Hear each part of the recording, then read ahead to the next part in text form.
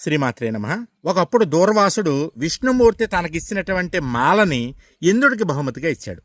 ఇంద్రుడు అహంకారంతో ఆ మాలని ఐరావతం మీదకి విసిరేశాడు. ఐరావతం ఆ మాలని తొక్కేసింది.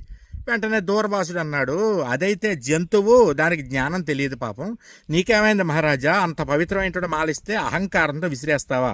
గుర్తుంచుకో, నీవు పదవీ భ్రష్టుడు అయిపోతావు అని శాపవాక్కు విడిచిపెట్టాడు.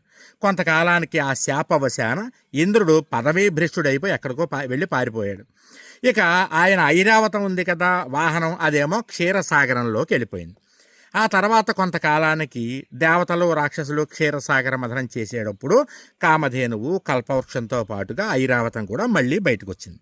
ఇది నీలకంఠ విజయము అనేటటువంటి ఆథెంటికేటెడ్ గ్రంథంలో ఉన్నటువంటి కథ.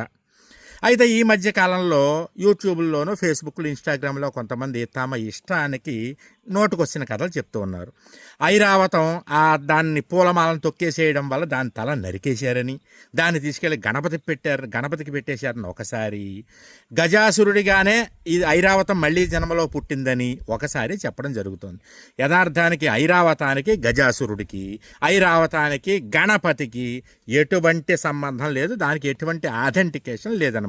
ఇదేదో ఒక లొల్లాయి కథలు అంటారు చూసారు, ఏదో చిన్నపిల్లలకి చెప్పుకునే కథలు తప్ప దీనికి ఎటువంటి ఆథెంటికేషన్ లేదు.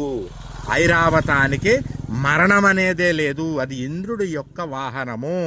మళ్ళీ చెప్తున్నాను, ఐరావతం నయీ మరనా హే, ఐరావతం జిందా హే, ఓ సమందర్ కే అందర్ జానా హే, ఫిర్ రానా హే, మే చాలా మర్యాదగా బోలా హే.